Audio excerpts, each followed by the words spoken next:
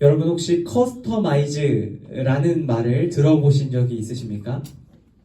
커스터마이즈라는 말은요, 제품이나 서비스를 어떤 개인의 취향과 혹은 필요에 딱 맞춰주는 것을 의미합니다. 다시 말해서 사용자 중심으로 사용자에게 꼭 맞춰진 것을 커스터마이즈 되었다라고 말한다는 것이죠. 여러분, 제가 가지고 나온 이 앞에 있는 이 옷은 바로 저에게 커스터마이즈 된 옷입니다. 제가 고등학교 시절에 이 옷을 너무나 갖고 싶었어요. 대학교 형 누나 언니 오빠들이 이 꽈잠바라는 것을 입고 다니는 모습을 보면서 야, 나도 저렇게 멋진 잠바를 입고 싶다 라는 생각을 갖게 되었어요. 여러분, 일반적이지 않죠. 보통 나도 저 형 누나 언니 오빠와 같이 대학생이 되고 싶다가 돼야 되는데, 저는 대학생이 되고 싶은 건 관심이 없고 그 대학생 형 누나 언니 오빠들이 입는 이 꽈잠바가 너무 입고 싶었던 거예요. 그래서 제가 용돈을 조금씩 모아가지고 인터넷 사이트를 찾아서 이 꽈잠바를 맞춰주는 사이트에서 신청을 했습니다. 저한테 물어보죠. 무슨 대학에서 신청하는 거냐고. 대학생이 아니라 고등학생인데요. 제가 이 꽈잠바가 너무 입고 싶어가지고 이걸 좀 주문 제작하려고 연락을 드렸어요. 그러니까 이제 그분이 그러시더라고요. 보통 이렇게 한 번은 잘 안 해줘. 보통 이렇게 대학에서 단체로 여러 번을 맞추는 거지 학생처럼 그렇게 한 번을 맞춰지는 않는데. 그래서 제가 너무너무 용돈을 꼬박꼬박 모아가지고 진짜 내가 갖고 싶어서 했는데 좀 부탁드립니다 했더니 그분이 그래, 그렇게 갖고 싶으면 하나 맞춰줄게 이러더니 이 옷을 만들어 주셨던 거예요. 여러분, 이 옷은요, 제가 원하는 소재와 질감과 사이즈와 디자인으로 만들어진 옷입니다. 그러다 보니까 제가 이 옷을 만들고 얼마나 좋았는지 학교 가는 날만 아니면 늘 이 옷을 입고 돌아다녔던 기억이 있습니다. 제가 원하는 모든 것들을 다 갖추고 있는 옷이 바로 이 옷입니다. 오늘 저희가 함께 나눌 성경의 이야기 속에도 바로 이처럼 자신에게 꼭 맞춰진 어떠한 존재를 기다리고 노래하고 찬양했던 사람들의 이야기가 등장하고 있습니다. 오늘 그 이야기 함께 나누길 원합니다. 오늘 본문 12절 말씀인데요. 우리 같이 한번 읽도록 하겠습니다. 시작! 다음날 명절을 맞아 올라온 많은 사람들이 예수께서 예루살렘으로 오신다는 말을 듣고, 오늘 성경 속에는 바로 자신에게 꼭 맞춰진 누군가를 기다렸던 사람들이 등장합니다. 바로 명절을 맞아 예루살렘이라는 곳으로 올라온 유대인들이었습니다. 여러분, 오늘 말씀의 그 성경의 배경은 예루살렘이라는 도시입니다. 여러분, 그곳에는 지금 수많은 유대인의 무리들이 모여 있습니다. 여러분, 그들이 왜 모여 있는지 살펴보니까요, 그들이 어떠한 소문을 듣고 지금 예루살렘 성 앞에 모여 있었습니다. 그들이 들은 소문은요, 바로 자신들 유대인의 왕으로 소문이 난 메시아 구원자로 이 땅에 오셨다고 소문이 난 예수님이라는 분이 바로 예루살렘 성으로 오신다는 소문을 들었던 것이죠. 여러분, 유대인들은 민족의 큰 명절, 오늘 성경에 나온 큰 명절인 유월절이라는 절기를 앞두고 있었습니다. 여러분, 유대인들에게 유월절은 특별한 날이에요. 유월절은 듣기만 해도 가슴이 콩닥콩닥 뛸 수밖에 없는 날입니다. 유대인들에게 유월절은 좋은 의미로 그들의 피가 끓는 날이에요. 여러분, 유월절이 유대인에게 어떤 날이었을까요? 우리 대한민국에게 광복절 같은 날입니다. 여러분, 유대인들의 조상이 누군지 아세요? 상식입니다. 유대인들의 조상이 누굴까요? 거슬러 올라가면 유대인들의 조상이 성경에 나오는데 아담과 하와로 갈 줄을 몰랐어요. 굉장히 훌륭합니다. 어쨌든 아담과 하와로 가긴 가죠. 그렇지만 아담과에서 쭉 내려오다 보면 유대인들의 민족적인 혈통을 타고 올라가면 그들의 조상이 구약에 나와요. 무슨 민족? 맞춰보십시오. 자, 좋아요. 그 대답 좋습니다. 자, 제가 원하는 답이랑 좀 달랐어요. 제가 원하는 답은 바로 이스라엘 민족입니다. 여러분, 이스라엘의 12지파가 있잖아요. 12지파에서 쭉 내려오는 후손을 따라가다 보면 유다지파 사람들의 후손이 바로 오늘 말씀 속의 유대인들입니다. 여러분, 유대인들이 유다지파의 후손이니까 다시 말해서 이스라엘을 조상으로 둔 사람들이에요. 여러분, 유월절은요, 이 이스라엘 민족이 지키기 시작한 절기였는데요. 바로 그들이 출애굽하던 당시에 그 애굽에서 압제를 당하다 탈출하던 당시에 일어났던 사건, 바로 그것이 바로 유월절 사건이었어요. 여러분, 유월절 사건 여러분들 교회 학교에서 쭉 성장하면서 다 많이 들었을 거라고 생각해요. 모세가 애굽에서 고통받고 있었던 자신의 동포 이스라엘 민족을 데리고 나오려고 하는데 파라오, 바로 이집트의 파라오가 그것을 막죠. 여러 번 그것을 거부합니다. 데리고 나가는 것을요. 그렇게 마지막 계속 막다가 마지막에 그들이 탈출하게 된 사건, 마지막 심판이 있었어요. 바로 애굽 땅의 모든 처음 난 것들을 죽이는 그 죽음의 천사가 그 땅을 휩쓰는 심판이 있었습니다. 그리고 바로 그 심판의 전날, 바로 이스라엘 민족은 하나님께서 말씀해 주신 대로 그들의 문지방에 양의 피를 바릅니다. 그리고 그 양의 피가 발린 문지방을 죽음의 천사들이 그냥 지나갑니다. 그걸 바로 패스오버, 그냥 지나가는, 바로 유월절이라고 이스라엘 민족들이 부르기 시작했던 것이죠. 여러분, 거슬러 올라갔는데요. 이스라엘 민족에게 유월절은요, 하나님이 그들을 이 이집트로부터 구원하신 놀라운 해방의 사건이었습니다. 하나님께서 바로의 손에서 그들을 건지신 놀라운 사건이었죠. 여러분, 바로 그 이스라엘 민족의 유월절, 그 유월절의 절기를 역사가 흐르고 신약시대에 이 유대인들이 지키고 있었던 겁니다. 그런데 참 기가 막히게 바로 이 유월절 명절 절기를 앞두고 유대인의 왕이라는 소문이 났던 이 예수님께서 오늘 예루살렘 성 그 중심부로 오고 있다는 소식을 들은 겁니다. 여러분, 아마 유대인들은 이런 생각을 가졌을 거예요. 야, 다시 한번 그 역사적인 사건이 오늘날 우리에게 일어나는 것 같다. 여러분, 지금 유대인들은요, 과거 자신들의 조상이 이집트에 포로 생활을 했던 것처럼 로마라는 강대국의 식민 지배를 당하고 있었습니다. 다시 말해서 자신의 조상들처럼 여러 가지 군사적, 경제적, 정치적, 종교적 억울함을 당하고 있었던 것이죠. 여러분, 압제당하는 이 로마 제국으로부터 고통당하고 있었던 이 유대인들 입장에서는 다시 한번 해방의 사건이 일어날 것 같은 설레임이 찾아왔던 겁니다. 메시아, 그들을 구원하시려는 바로 예수님께서 예루살렘 성으로 다가오신다는 소문을 이 유대인들이 듣고 가슴이 뛰기 시작한 겁니다. 과거의 출애굽 사건과 오버랩 때는 자신들의 해방을 꿈꾸며 이 유대인들은 예루살렘 성 어귀에 지금 이렇게 모여 있는 것이죠. 여러분, 사람들은 예수님을 맞이할 준비를 시작합니다. 어떻게 준비하냐면요, 자신이 입고 있는 옷을 벗어서 예수님이 지나가실 그 도로에다가 깔기 시작합니다. 요즘 용어로 쓰면 레드카펫을 깔기 시작한 거예요. 저기 끝부터 예루살렘 성, 그 성 입성하는 그 문 앞까지 그들의 옷을 놓고 쫙 깔기 시작합니다. 자신의 옷을 다 벗어서 거기다 길을 쫙 깔아놓고 예수님을 기다리죠. 또 어떤 사람들은 그냥 환영할 수가 없으니까 응원봉을 찾으러 갑니다. 응원봉을 찾으러 어디로 갈까요? 그 주위를 막 뛰어다니면서 종려나무 가지를 꺾어오기 시작하는 것이죠. 막 종려나무 가지를 꺾어서 여러 개를 꺾어와가지고 옆에 있는 친구도 주고 누나도 주고 엄마도 주고 아빠도 주고 다 나눠주기 시작합니다. 그리고 그 레드카펫의 좌우에 대열에 서서 그 종려나무를 막 흔들기 시작하는 거예요. 이제 이곳으로 예수님이 오실 것이다. 여러분, 역사적으로 이 종려나무가지를 흔든다는 것은요, 왕이나 장수들이 전쟁에서 승리하고 돌아올 때 흔드는 그런 도구였어요. 그러니까 왕의 출정식이나 혹은 전쟁에서 승리한 그 장군들을 축하하고 환영할 때 그 나무를 흔든 것이죠.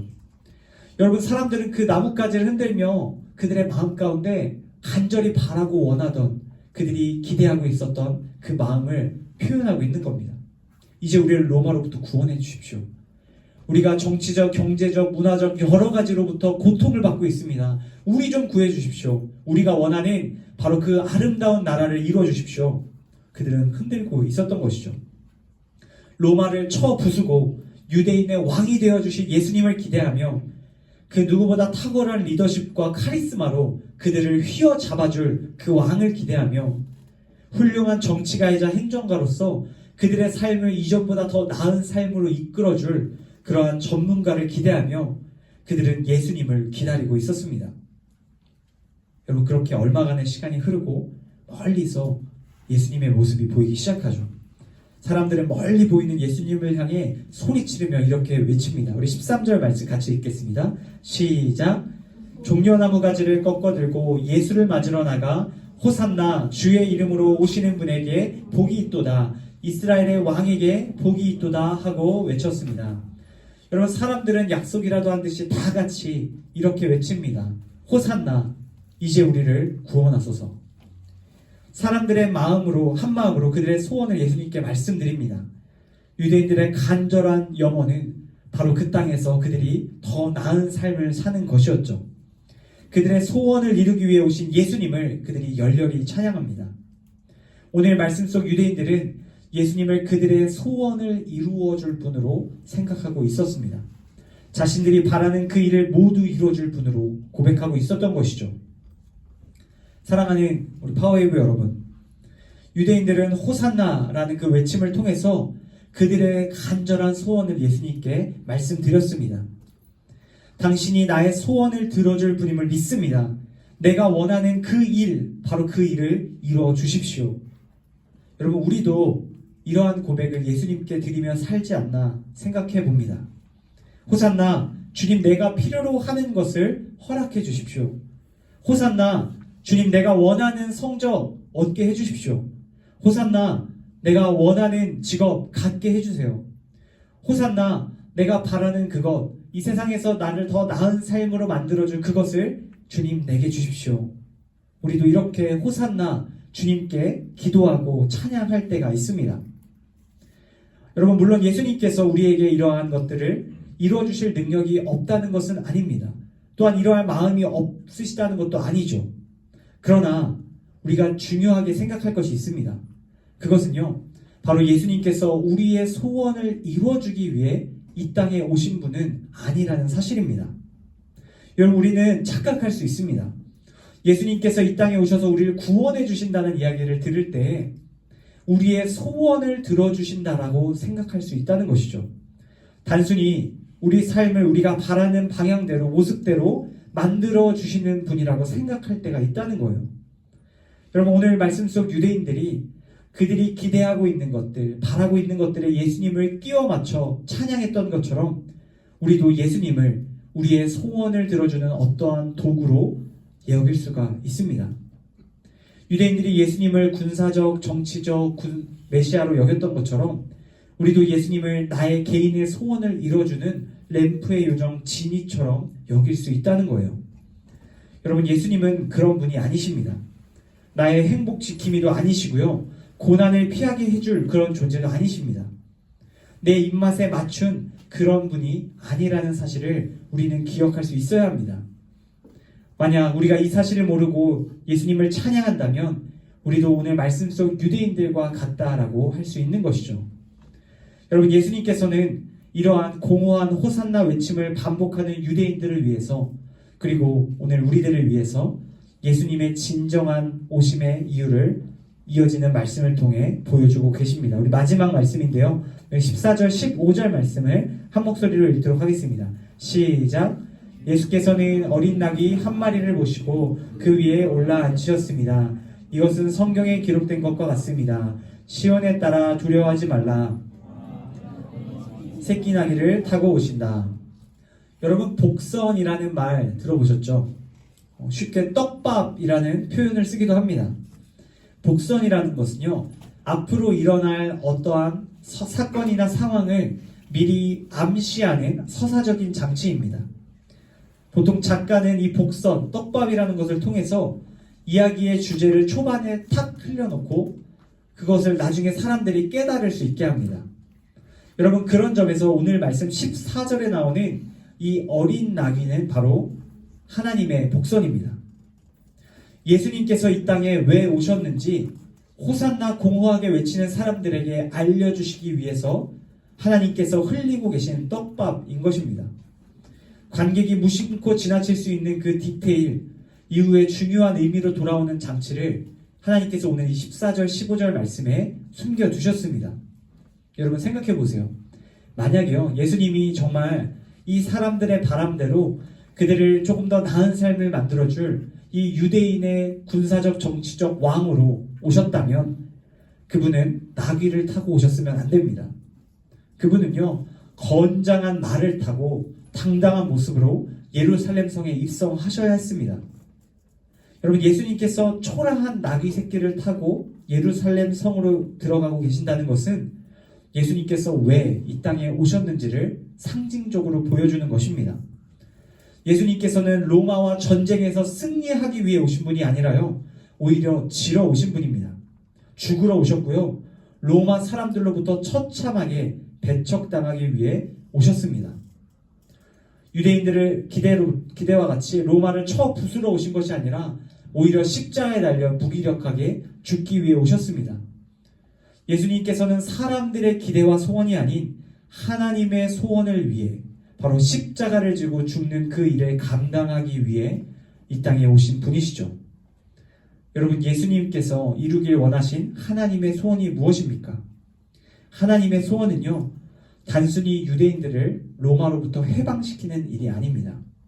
하나님의 소원은 유대인들을 로마보다 더 강력한 죄와 사망의 권세로부터 해방시키는 일입니다. 그 누구도 해결할 수 없는, 영원히 풀 수 없는 그 죄의 문제, 영원히 죽음 가운데로 내모는 그 죄의 문제를 해결하기 위하여 예수님께서 오신 것이죠. 여러분, 예수님께서 온 인류의 죄를 대신 지고 십자가에서 죽게 될 때 예수님의 십자가 대속의 사건을 믿는 모든 유대인들은 구원을 받습니다. 유대인뿐만일까요? 이방인들 또한 그 예수님의 십자가의 대속의 사건을 믿게 될 때 구원을 받게 되는 것이죠.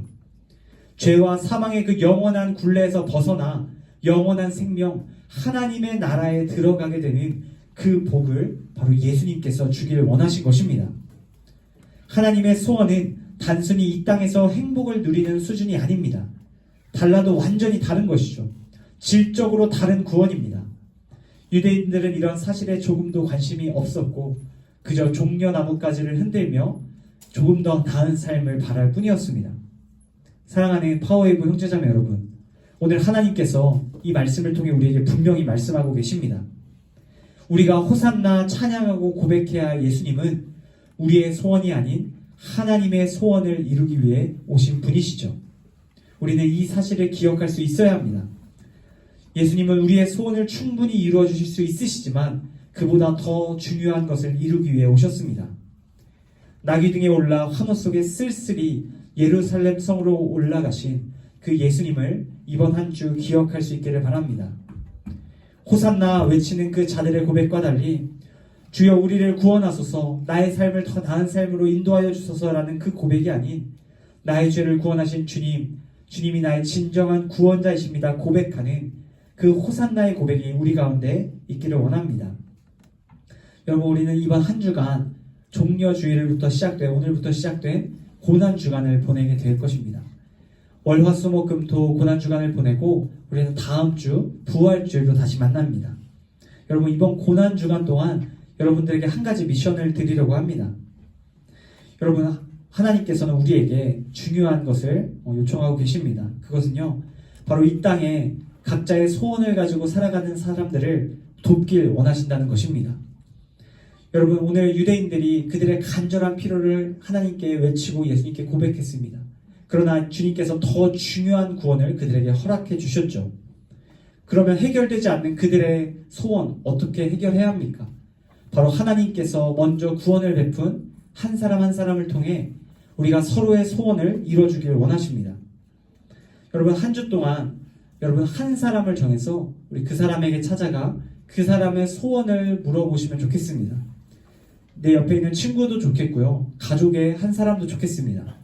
그 사람이 간절히 바라고 원하는 것이 무엇인지 묻고 그 소원을 여러분이 가진 물질과 재능과 은사와 여러 가지 것들로 도와볼 수 있기를 바랍니다. 여러분의 사랑과 섬김을 통해서 그들이 하나님의 은혜를 경험하게 될 것입니다. 오늘 소그룹 시간에는 바로 이 일을 결단할 것입니다. 여러분, 이번 고난주간 한 주간 동안 예수님을 대신해 주위 사람들의 개인의 소원을 이뤄주는 그 일에 기쁨으로 동참할 수 있게 되기를 바랍니다. 여러분, 끝으로 한 가지 짧은 이야기 들려드리고 오늘 말씀을 맺도록 하겠습니다.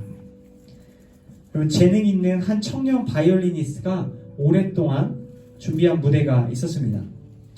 그는 커다란 콘서트홀에서 독주회를 열고 그곳에서 모두가 인정할 만한 최고의 연주를 보입니다. 연주가 마치자 관중들은 일제히 그 자리에서 일어나 박수를 치며 브라보라고 외쳤습니다. 이 바이올리니스트는 마음 한편에선 큰 기쁨이 있었지만 또 한편에는 굉장한 공허함이 있었다고 말합니다. 사람들이 환호하는 그 환호와 그 노래 찬양은 대부분 이 바이올리니스트의 기교와 실력에 대한 환호였기 때문입니다.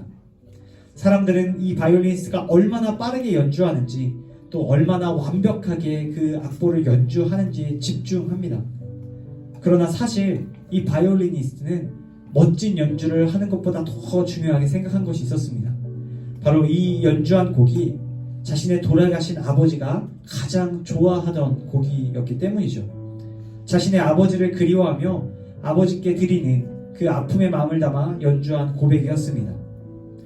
연주와 스피드와 완성도로 받는 박수가 그에게 공허하게 들렸다고 합니다. 그런데요, 며칠 뒤에 공연장을 다시 찾을 일이 있는 이 바이올리니스트에게 한 직원이 뛰어와 작은 쪽지 하나를 건넸다고 합니다. 공연 당일 자신이 전해주고 싶었는데 전해주지 못했다며 직원이 건네준 쪽지에는 이런 내용이 적혀 있었습니다.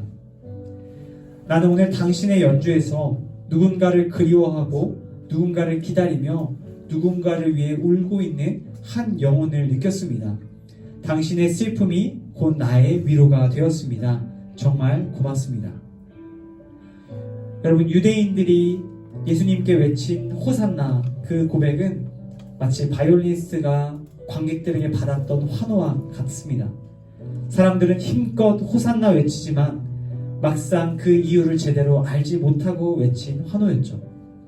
하지만 그분의 오심을 분명히 알고 고백하는 호산나에는 힘이 있습니다. 그리고 그 호산나는 예수님을 감동시킵니다. 여러분, 바라기는 우리가 예수님의 이 땅에 오신 그 이유를 분명히 알고 무슨 일을 하셨는지 분명히 알고 외치는 호산나의 고백이 있기를 원합니다. 호산나, 주님 그 고통과 수고에 감사드립니다. 나를 대신해 그 길을 걸어가신 그 십자가를 지신 예수님 감사합니다. 당신은 나의 진정한 왕이십니다. 고백하는 그러한 호산나의 고백으로 주님의 마음을 기쁘시게 해드리는 사랑하는 우리 파워웨이브 형제자매 여러분 다 되시기를 예수님의 이름으로 간절히 축복합니다.